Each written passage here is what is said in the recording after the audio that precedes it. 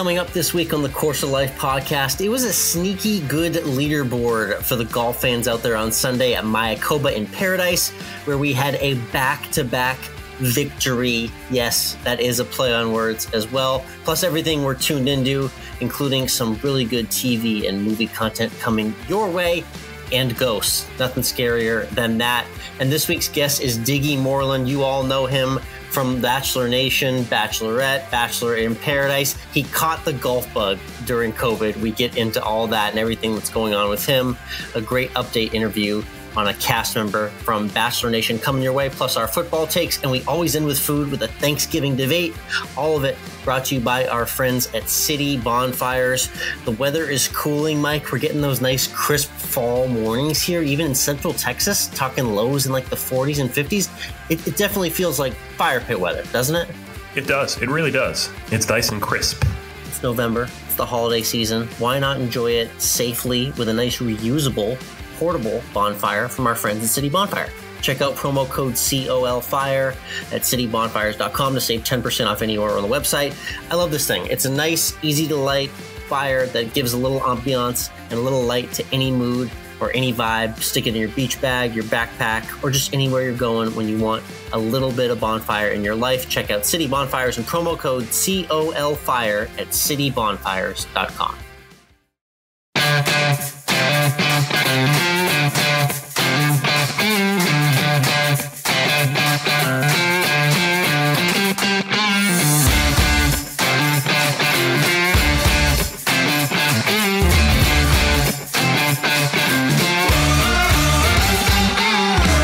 Hello, interwebs, and welcome to Course of Life, part of the Morning Read Podcast Network. We are proud to be presented by our friends at Desert Fox Golf and Toasty Snacks. I'm Michael, he's Alex. And Alex, you've driven by Mayakoba, and now we got to see another tournament at Mayakoba, the Worldwide Technology Championships. And we had a back-to-back winner in Viktor Hovland. Yeah, shout out to Viktor Hovland getting it done. Yeah, posting a total 23 under par, 4 shots clear of Carlos Ortiz. How's it feel to know your pick did not win? I know, very close. I went with the Mexican in Mexico. Ironically, I just realized I'm a week early. He's defending at the Houston Open coming up this week, is Carlos Ortiz. So he's got his game in form perfectly, almost won in his home nation. But like you said, Viktor Hovland was just way too much. He goes back-to-back. It's a back-to-back victory for him.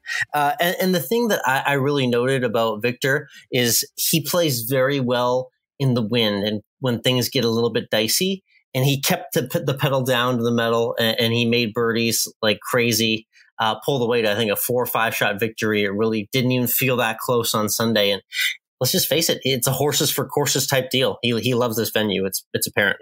That's true. Do you think is it windy in Norway? Do we just not know that? Is it windy out there? Is that why he plays better? Yeah, I mean, listen, the cold. You know, he knows the cold. He knows the brisk, the wind. You know, listen, it may have been 70, 80 degree paradise weather there, but when the wind whips, he knows how to kind of flight the ball down accordingly. He's got all the shots and he showed them off definitely.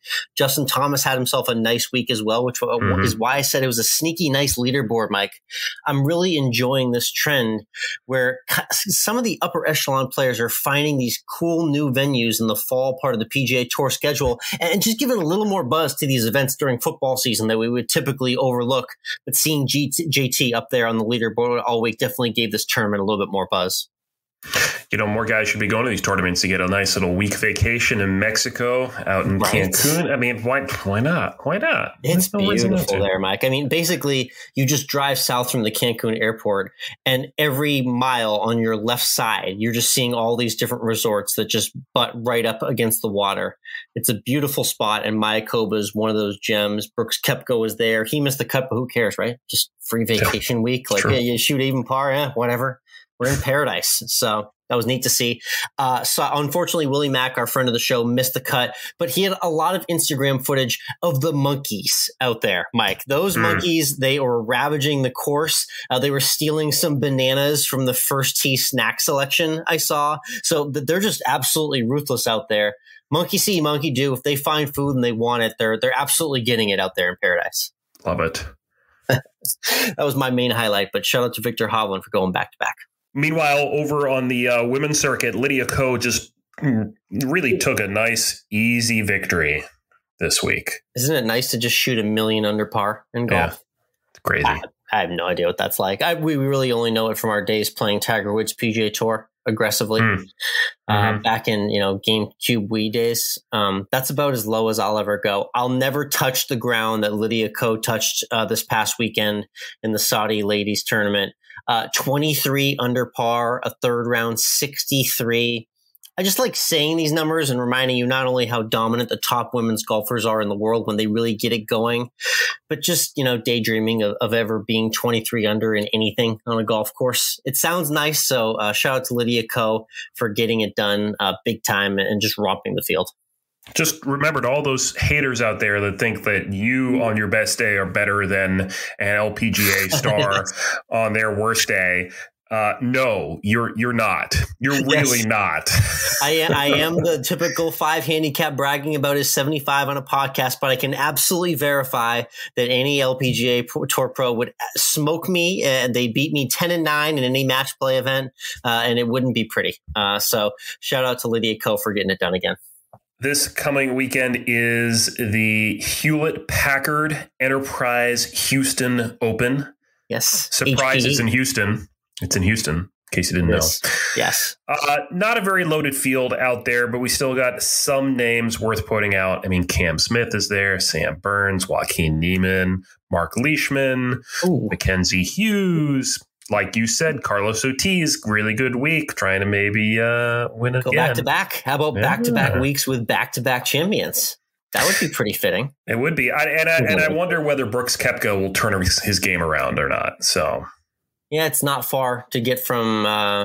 I've done the flight, honestly, from Cancun to Texas, so it's pretty close travel. 4 guys in Austin who were playing at the pitch and putt here, which I thought was really cool. Didn't get a chance to get out to it.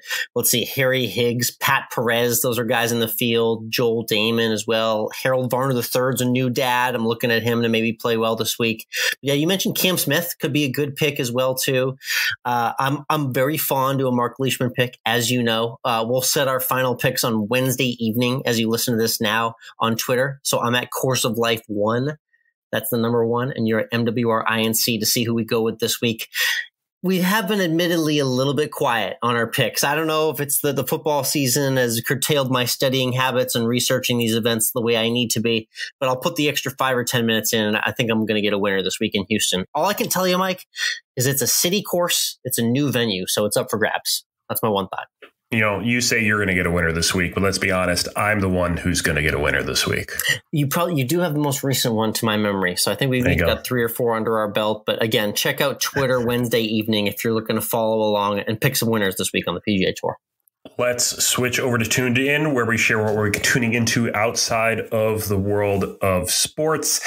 I actually started watching a new TV show, not something I do very often, quite honestly, on a streaming service that is not Netflix or Hulu or Prime. Get out of here. There's something else that exists? There is, actually. There is. Tell more. So this is on Paramount Plus. Oh, yes. Okay. Oh, yeah. Also known as CBS All Access. This new show called Ghosts, if I can pronunciate correctly, Ghosts. A week after Halloween, yes. So tell me what's going on here.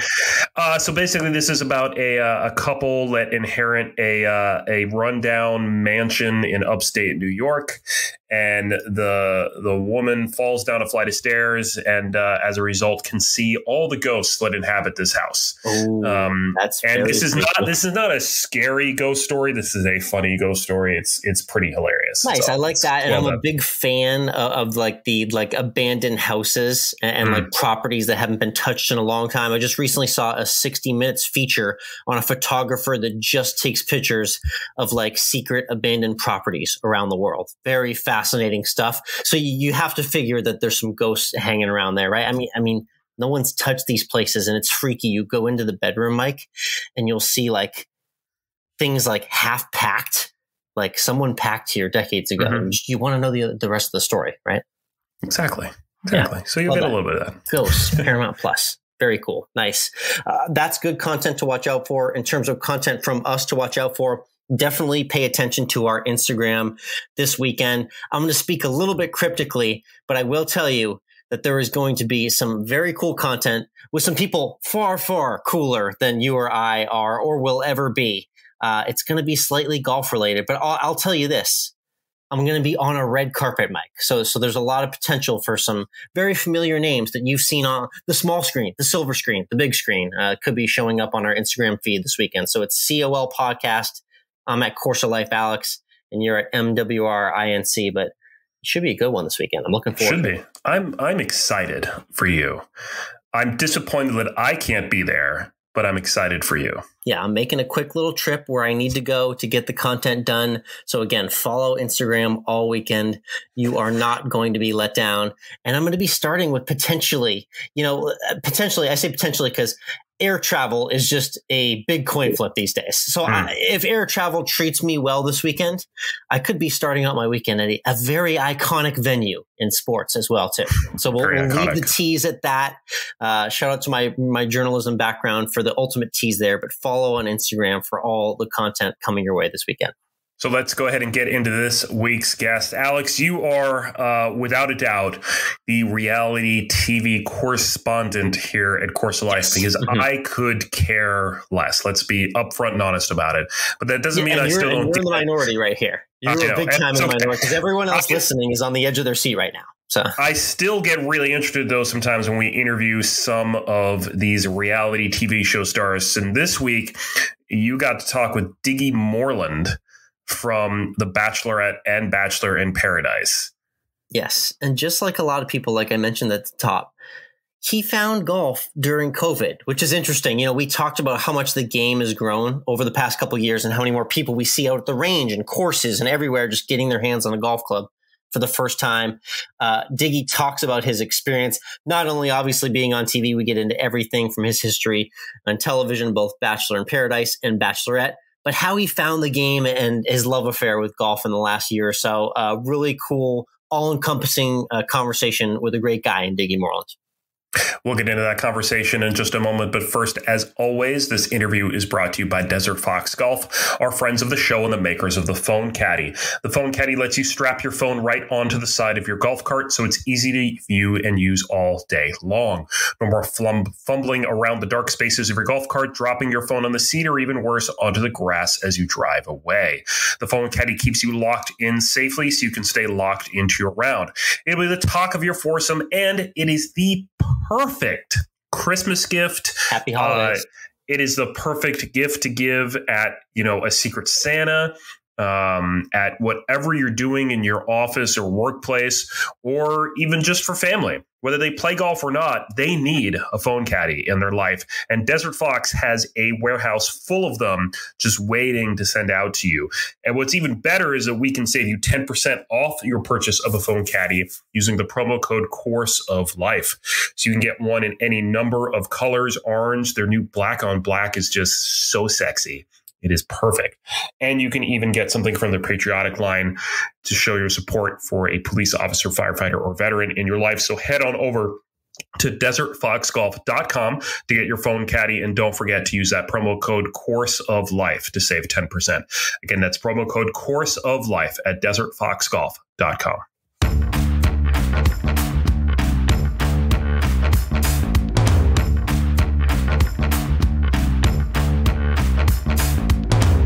Next up on the tee from Chicago, Illinois, we've got a TV star who you know from season 13 of The Bachelorette and 2 seasons of Bachelor in Paradise. He's the creator of the More Than a Tie blog, and he's caught the golf bug as well, too. We're going to talk about that and everything else he's got going on. It's Diggy Moreland joining the Course of Life. Diggy, how you doing today? I'm doing great, man. Thanks for having me. Really happy to be here.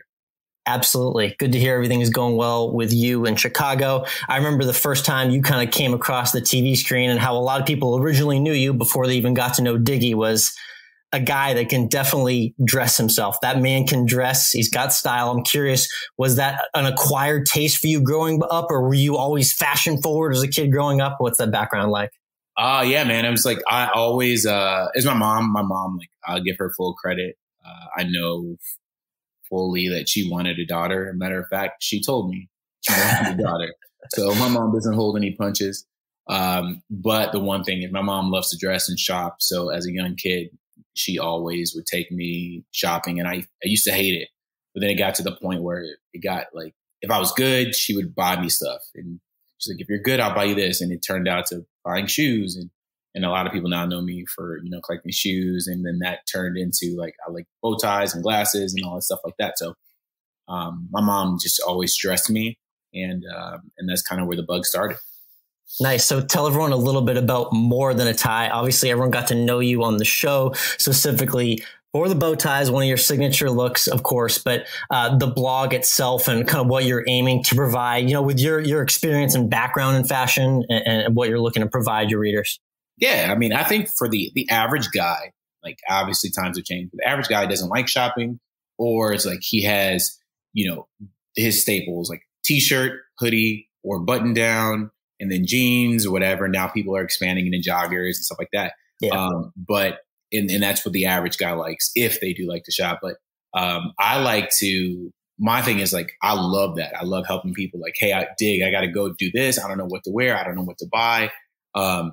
Help me. So my whole thing is, there's a lot of women out there that have their fashion blogger that they like, or this person or this Instagram. I don't feel like that's really out there for guys. So what I like to do is offer like those simple tips that help me, or to help that average guy that's out there that just wants to know like, hey, I got to go to this event. What should I buy? Tell me where to swipe, because I don't know where to start. So what I like to do is just write up simple tips, simple things that I like, 5 trends that I see, or easy ways to do this, or where to shop now, and just stuff like that. Those are all things that you can find on the blog. Love that. I love the way it's presented. And I appreciate, often a lot of that type of advice, it can come off as like, pretentious or this guy's, trying to tell me something that I don't need to hear. But I love how concise and to the point it is. And you're right. You give off that real relaxed vibe with your tips, and it shines through in the content. Now, I got to talk about the bow ties, though, because that's not something I've quite gotten to. I've got my repertoire of ties for nice occasions, but you're the bow tie guy. So I got to ask, bow tie for beginner. If a guy out there is looking to maybe make the first bow tie purchase or get more into them, what do they need to know? Oh man, here's the thing. Do not jump out. And like I said, everybody's different, but do not go clip on right away. Oh, okay. Actually, I will say this. You should never have a clip on. If you know you have a wedding, today is in almost the end of October. If you know you have a wedding in December, or you're going to a New Year's event that is black tie and you want to wear tux, start practicing or learning how to tie a bow tie now. Do not. I've made that mistake, or some of my friends have made that mistake. Like December 31st, we're getting dressed and they're like, all right, I got a bow tie for this event. I'm like, well, do you know how to tie one? They're like, no. And they spend an hour in the mirror trying to tie one. So it takes a while. So just know, like, if you have a bow tie that you want to wear in the future, do not wait to the day of, because you will not get it right. Okay, I like that. So basically, we got to hit some balls in the range first before we go directly to the course when it comes to bow ties. You don't rush up to the first tee expecting it to be perfect. Go to the driving range for about a month to practice tying that bow tie. That way, when you're ready, you'll probably still slice to the right, but at least somehow it'll look nice. That's okay. That's the tip I needed, because I wouldn't have thought to reserve that practice time. I appreciate that. All right. Again, we're talking with Diggy Moreland. Obviously, history and what all from our listeners are your time on Bachelorette and Bachelor in Paradise.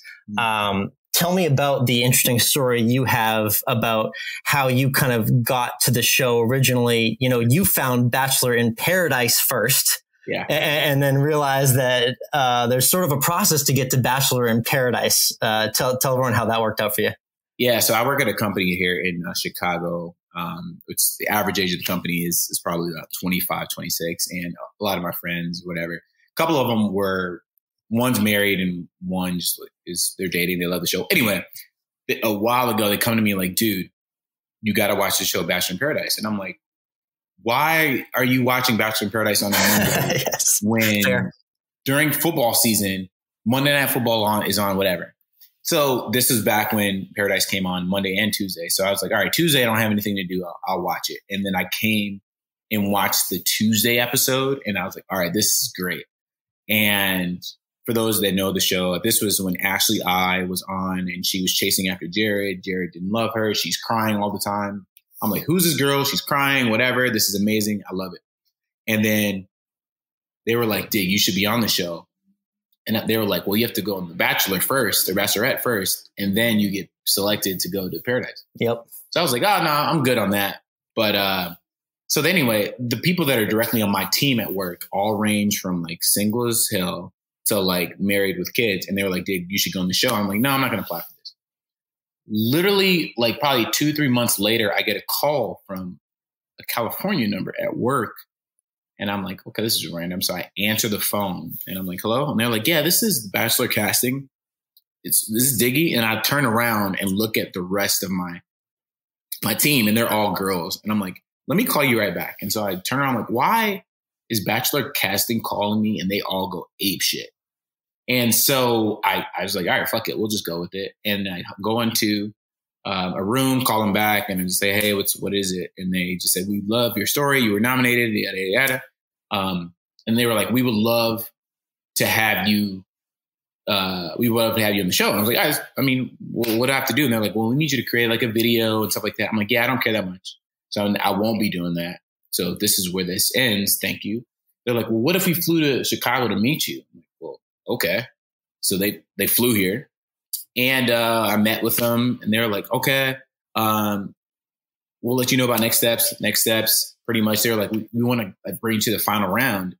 Like, we'd like to fly you out to LA. And I'm like, I love In-N-Out Burger more than most things. Yes, that's right. It just came to Texas where I am as well. Dude, I had it. I was in Dallas about 2 months ago and I had it there and I was so excited because I had no idea it was there. But I'm like, all right, I'll fly to LA. At the very least, it's a free trip. I get some miles out of the deal. And I can get In-N-Out Burger. So I go out there. Literally, I'm just going through the motions, not trying hard, not trying to get like Insta famous or whatever. It's just me. And I get back to work like 3 weeks later. And they called me essentially. It's like, we want you to cast you for the Bachelorette. And when they called me and told me that, I was at work and everybody just went crazy. So literally was not trying to be like over the top on the show or to get on the show. I was just like, hey, I'm an average dude, single, and this is it. And they definitely went after you. That's for sure. Yeah. And I stumbled into now 3 shows where I was rejected on national television. So that worked. Nice. And it's funny. Yeah. You originally kind of had Bachelor in Paradise as the thought. You were on the Bachelorette. Now I'm curious, you were on Rachel Lindsay's season. She's from where I am here in Austin, Texas. Great city, great girl and whatnot. The infamous Rachel. Tell me about your time there, though. You were on the show for a few weeks. Kind of you knowing that you wanted to be on maybe Paradise eventually. What was your kind of level of commitment like with Rachel, and kind of how far in did you get into that process, or were you still kind of thinking about what might have been in the future for you? Well, that's the thing. It's just like, I know we say like, oh yeah, he wanted to go on Paradise. Like Paradise is what brought me in.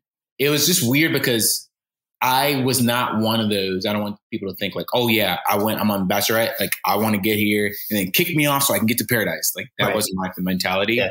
Honestly, I think once I got there, I was open. I was definitely open for love. And I was like, all right, let's see what happens. I wasn't thinking like, I hope she doesn't pick me because I want to go to Paradise.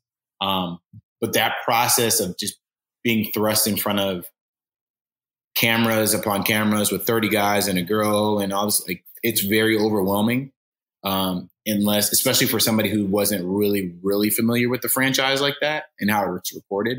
So I get there and I was just very much so like almost a deer in headlights. And I didn't start like coming out of my shell, showing my personality until probably right before I got sent home. And I know from a Rachel standpoint, it makes it easy to send me home because it looks like, hey, this guy's not here. He's not trying or whatever. But it was more so like, I don't want to say anything that gets misconstrued. Or I don't want to embarrass myself on national TV, all that stuff like that. So yeah, by the time I got it in, I was like, all right, yeah, I can get used to this. Let's go, whatever. They're like, all right, Diggy, your limo's outside. Perfect timing indeed. But eventually the personality did get through and it led you to be on Paradise for a couple of seasons.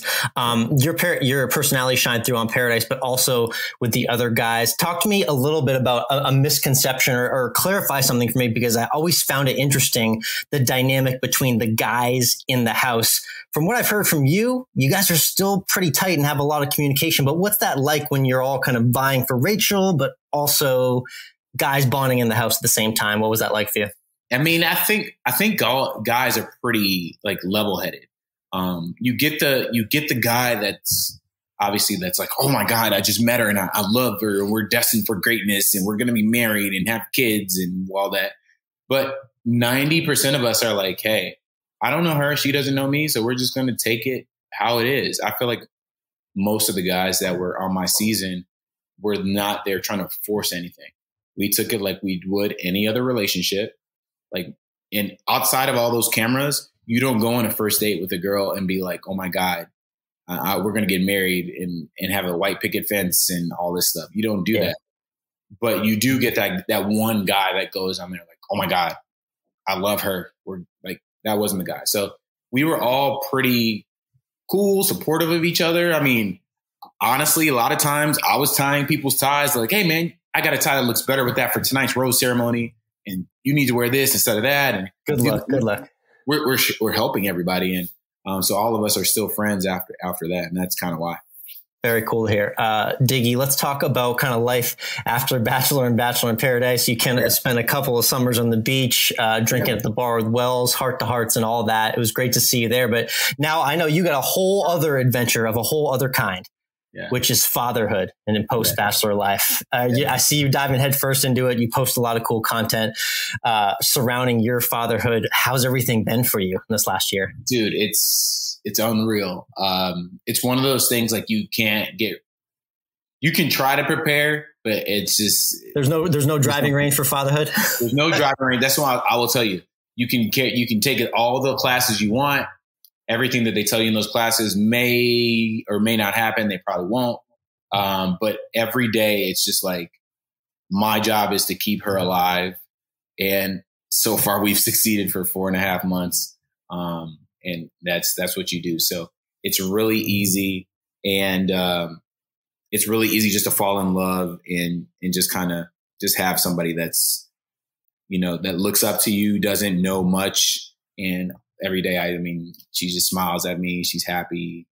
I never thought I would talk in such a high pitched voice this often, but it's been a lot of sleepless nights, but it's been a great 4 months. Awesome. Yeah. Just have her keep that innocence for as long as you can. Good stuff, man. Awesome. Let's talk about you finding the game of golf. I know we teased it a little bit, but I know you posted a lot about kind of getting into the game specifically.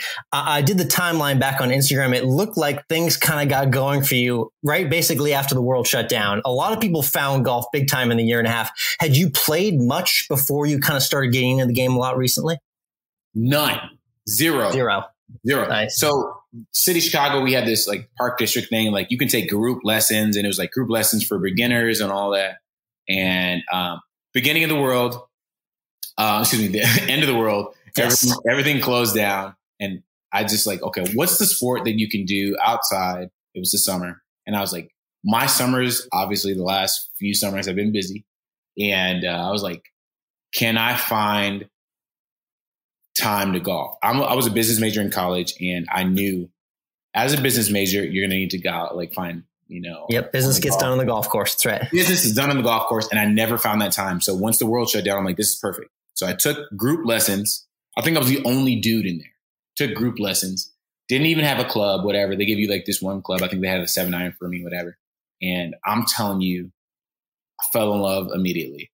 And it was so frustrating to see this 5'2" woman that has been golfing for a while outdrive me by like 150 yards. And I'm like, how is she doing this? I'm up there trying to baseball swing like the hell out of the ball.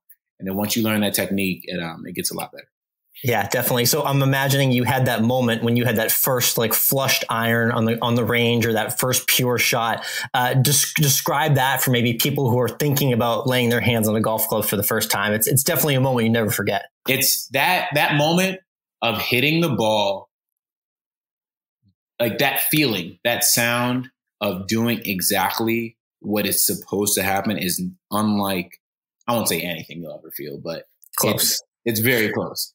But then you will quickly be humbled because your next swing will be back to being trash because you never can do it 2 times in a row. So just enjoy that first time because it takes a while for it to happen again. That's my advice. Definitely. I know you're noting some of your firsts as well, too. I appreciate the grind and the progress you're making. You clipped your first par on Instagram, your first birdie as well, too. I saw. What's the next milestone? What's up next? Do we have a score that we're chasing in mind? What's the next step for you in the golf game? Two things. I'm trying to get my first eagle. And I'm trying to break 90.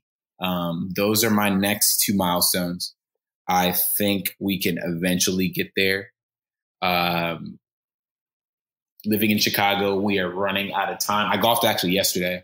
I think we have maybe 1 week left before I have to shut it down and go indoors. But milestones on deck, looking for an eagle and looking for breaking 90. That's my goal. I love that. I will say I broke 90 and I think I broke 80 before I ever made an eagle too. So I think the 90s come first for you. That's my guess. You essentially just told me I'm really, really horrible at golf. You're going to get there pretty fast. The swing's looking good. Definitely. Make sure everyone follows Diggy Moreland and More Than a Tie as well too. I wanted to talk about Southwest Florida golf because I saw you got to play some courses in like the Fort Myers area and whatnot. How was that to kind of get away to like a tropical destination, take your game there? Oh, it was great. I was down there for some work and I got a chance to go, and it's just unreal that they literally have that 365 days out of the year. And it just made for like a really awesome experience. I stumbled upon a par 3 course, which I did not know was a par 3 course. And literally everybody in there was over 75. Yes. And what they do is they play that course every day. So they knew I was not like from there. They're like, oh, you must be new around here. I'm like, how do you guys know that? 1, because I was under 35, and 2, because they literally play that course every day at 7 a.m. And so, yeah. But yeah, they know like the back of their hand, those guys. They know the back of their hand. They know the bartender. They know the cart girl, all that stuff. So yeah, Southwest Florida with golf was amazing. Definitely going to try to get back as much as I can. Definitely. And next time you get back there too, I just went to a real cool place. We interviewed one of the managers there called Pop Stroke, Tiger Woods and his team. They designed like a professionally laid out mini golf venue. It's got a bar, a restaurant, 36 holes in mini golf. So next time you're down in Southwest Florida, I want you to hit up Pop Stroke and let me know what you think. I'm writing that down. Doing that now. Yep. They're expanding a lot, but you'll see them down there when you're in Florida for sure. This is Diggy Moreland joining us again, morethanatie.com. Let's do a few rapid fire questions before we sign off. First off, Bachelor franchise. Let's talk about, give me a best dressed and maybe you don't have to say worst dressed, or maybe who needed the most help on your season in the mansion. Best dressed of my season besides me, I would say Peter Kraus. Peter Kraus, he was the runner up. He definitely gave me a run for my money. So yeah, Peter Kraus for sure. You know what? I'll go out and say it. Worst dress, Josiah. Man, ties were super long. But he's a really good dude, funny dude. For what he lacked in his ability to dress, he was that funny. He was hilarious. So I would say Josiah is probably the guy that needed a little bit of help. Good memories there. And my wife's from the Midwest. She was definitely rooting for you and Peter as well, too. She came up short just in the end. But it was great having you on that season. I see one thing you also rock as well, too. Obviously, allegiance to Illinois. I saw some U of I gear on your bag. Are you more a football, basketball fan? What's your affiliation with the school? I cannot affiliate us as a football school because we'll win the first 2 games and then we'll lose the next 9. Yeah, so, they're a frustrating team, especially this year too. A lot of ups and downs there. It's weird because when I was graduating, we actually went to the Rose Bowl, and then it's been downhill ever since. But basketball for sure, definitely a basketball school. So yeah, during basketball season, it gets really exciting to follow them. Nice. I'm planning to get back to Chicago real soon. Let's have you do the power rank, though, of the big three. Obviously, when we're talking Chicago food, it's Italian beef, it's Chicago dog, or it's pizza. Some people say deep dish. Some people say there's other Chicago pizza as well. But between those three foods, where do you rank those?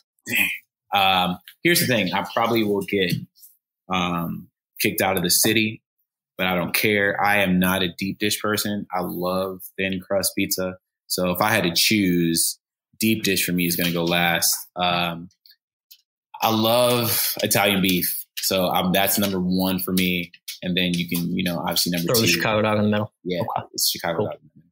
Love that. Hey, Diggy, thank you so much for hopping on Course of Life again. Looking forward to seeing more of the content from More Than a Tie, and keep us track on the golf game too. I love following the progress, and we're going to hit those milestones real soon. Hit them straight, all right?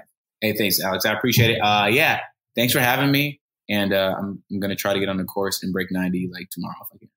Will do. Best of luck out there. Thanks, man. Appreciate it.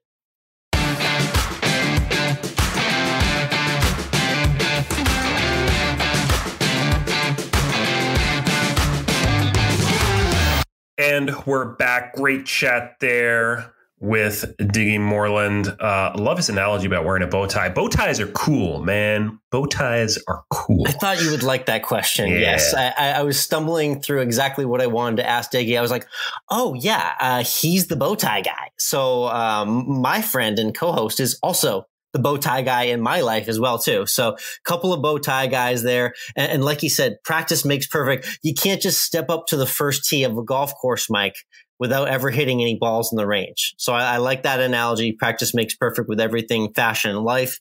And it was really cool to get those updates from Diggy. Definitely plan to have him on again. Maybe we'll bump heads in Chicago as well when I see him, and enjoy following his progress in the game of golf as well. And if you like that interview plus everything else we do here on this podcast, give us a rating, hit that subscribe button, share this episode with a friend. Yes, thank you. And it's that time of year when giving is important to those in need, and everyone needs to hear this podcast. And while you're giving, you should also give to the first tee, because they always could use a little extra to give some amazing experiences to kids. Yeah. Shout out to our friends at the first tee. For all those maybe Bachelor Nation fans who are listening for the first time, we've got another guest from the show and this season's episode as well, too, that has a really cool sports and golf connection coming on next week's Course of Life. So subscribe and tune in. There'll be a lot more great conversations like the one you just heard. Let's talk a little football. Alex, I'm not betting with your picks anymore. I'm sorry. I'm done. Not on Saturdays. I am cursed on Saturdays. I don't know what it is. For everyone who follows along, I throw picks up on Twitter, just like golf, college football. I've had great luck betting these random Tuesday and Wednesday and Thursday night college football games. But when the chips are down and it's Saturday morning and people want to sink their couch for the weekend and lock into some picks, I have not delivered as promised. Overall, I'm around 53, 54%, but that's really because of those weekday games. Another cruddy Saturday, going 4-6, still stuck in neutral, really is just the theme with college. And really, for what you've seen, Mike, like I said, it's still a little bit of mix up. We don't know exactly what the playoff's going to look like. We are desperately hoping it's not the same teams. I still have that eerie feeling like it might be. But a lot to uncover in the next month. It will be indeed. Meanwhile, over on the professional circuit, hey, we got wins this week, both of us. We're making a habit of this right now. This is the second double win podcast here. We win together and lose together. Yes, so yes, so you're only 2 wins away from the Patriots. Ironically, 5-4 Pats now got another win in Charlotte against the Panthers. Cleveland Browns up next. That's an interesting match up. Mac Jones, decent game, looked a little sloppy though, still kind of making the rookie mistakes. But that's okay. We take it one game at a time, and a win is a win. So I'm not complaining there. And you, Mike, you guys just won with defense. Maybe you just don't need a quarterback or an offense if you just pick six the opposing quarterback all the time. That could be the strategy. No, we still need a quarterback and an offense. Yes. You do need points on both sides of the ball, but it was good to see the D step up for you guys. Defense wins championships. Offense wins games. Yes. Fair enough. You've only won 3 out of 9 so far, but nonetheless, a double win Sunday for us. We do have to get to the big story that came out of this past week in the NFL. There were some really bad ones that we don't even want to discuss, but the one that hit pop politics home for us was regarding everyone's favorite controversial quarterback, Aaron Rodgers, who's thrown himself back into the limelight for his questionable status regarding his COVID vaccine and a positive test that's now basically keeping him away from the field. Aaron Rodgers said he'd be willing to go host Jeopardy and leave the NFL behind. And unfortunately, I think that avenue is now closed to him. So he's going to have to figure something else out to do with his life. Yes, burn. I didn't even think you'd come back to the Jeopardy thing. That's right. Okay. Yeah. So that opportunity's gone as well, too. Yes. For those who are living under a rock, Aaron Rodgers said he was, quote, immunized a couple months ago when kind of confronted by a horde of reporters. That meant he was not vaccinated. He's got his own little treatment that he's doing on the back end. It was quite an interesting, snivelly little move to kind of lie in the moment about his status. Not an ideal move from a PR perspective. Yeah. And he's definitely taking the flack of it right now from a lot of people. Can I say this? He supposedly got a lot of his information and from a medical professional known as the most popular podcast host in the world, Joe Rogan. I'm going to say it, hot take right now. Joe Rogan needs to shut up and sit down. Wait, are you saying that Joe Rogan's not a medical professional? I'm saying that Joe Rogan has a lot of controversial opinions that I do not agree with. I think one of them we can agree with is that Joe Rogan is not a medical professional. No. So that is unfortunately where Aaron Rodgers is soliciting some of his advice.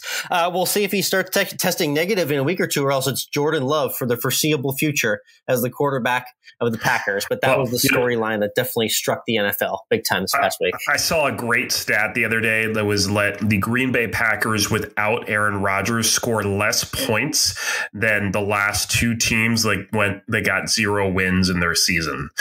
Oh, wow. Yeah. So that shows you how much they'll be missing him for sure. Jeez. Well, the time is left to tell the rest of the story on his future with COVID here in the NFL season as we get in November. It is indeed.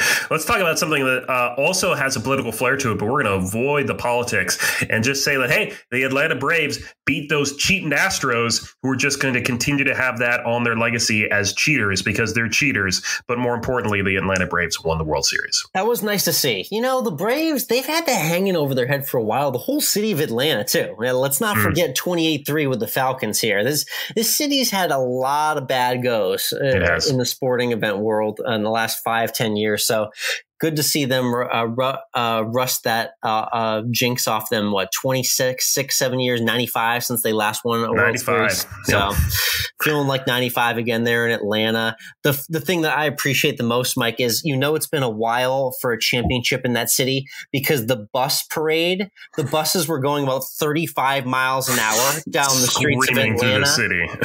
Unfortunately, they don't know the etiquette. You're able to actually slow down a little bit more and savor the moment. That's actually how those parades work. I'm just so used to it at this point. You've obviously also never driven through Atlanta where you need to be going like 50 over the speed limit. Otherwise, you're getting driven off the road here. Even if you're celebrating a world championship, put the pedal to the metal again. All right, let's go. Speed it up. All right.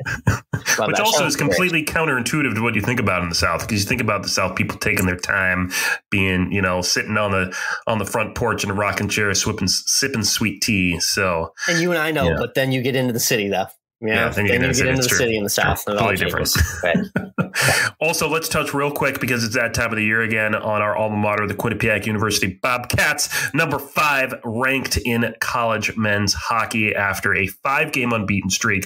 And we opened up ECAC conference play this weekend with 2 shutouts. So go Bobcats. Love that. And breaking news, I'm dragging my wife to our alma mater for the first time in 11 years since I left the state of Connecticut. So I'm making the return trip in December when we go back and visit the family. So I'm going to have to start compiling my itinerary for all the Hamden, Connecticut stops. We'll have to put that list together off recording here, but that's going to be a big one. All right, let's hashtag always end with food. Yes, that's right. Brought to you by our friends at Toasty Bites. They make the Toasty Super Bites. And how about these little pop bites, Mike? Have you seen this new little snack size? Throw it down in one bite. I love that. Dark chocolate, cashew, coconut, almond, blueberry, PB&J. They got all sorts of great flavors, and it's a nice, healthy, on-the-go snack. Again, check out toasty.com/COL, promo code COL20 for 20% off. Let's see, Mike, I'm going to let you lead the way because I know you teased the idea that you were going to be setting up a birthday weekend for your wife on previous podcasts. How did that all go with the dessert you made as well? So I made a birthday cake babka. Very colorful too, at that. Yes, sprinkles, cream cheese in the middle there, nice little crumb topping on top. It was very, very good. It was excellent. And then her parents were in town for the weekend as well. So we actually, on her birthday night, went to Starland Yard here in Savannah, food truck park, had some great food truck greasy eats as well. It's all around great weekend celebrating her birthday. Nice. Yeah. And shout out to the Always End with Food pod, where you can always hear us talk full-time food. I went and visited our buddy Wes Dills at the Bearded Baking Company and that food truck here in Austin. Finally got to try that Kodiak sandwich, which we talked about. Check out Instagram for that photo as well, too. But we got to hop into a quick debate here because we are 2 weeks away from Thanksgiving. And yes, you know, we love ourselves a good food map. We're a sucker for a food map here on the Course of Life and Always End with Food. The map came out, Mike, the annual Thanksgiving side dish map by state. I sent it your way. The main highlights being mashed potato, the winner again. 9 states picking mashed potato as their favorite Thanksgiving side. Mac and cheese with a noticeable absence this year. What were your early reactions to the Thanksgiving side dish map? I continue to disagree with the state I currently reside in.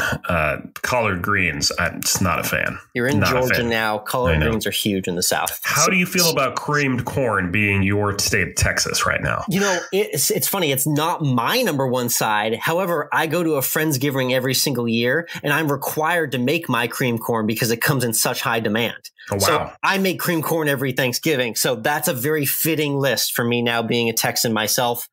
Let's see where I'm originally from. Yeah, Massachusetts, more mashed potatoes there as well, too. Shout out to New Mexico for the side salad. What an absolutely horrible pick for a Thanksgiving side dish. Are you kidding me with that? That's bad. I mean, it's interesting. Other interesting call outs here. Stuffed mushrooms in Alaska. Yep. I'm debating maybe doing those as like an early day app. Not a Thanksgiving side dish, though. That's an early day app. You eat way before the dinner. Yeah. There's also a charcuterie tray on 2 states here. Yeah. You know what that is, Mike? That's just because people in Minnesota love to say charcuterie, you know?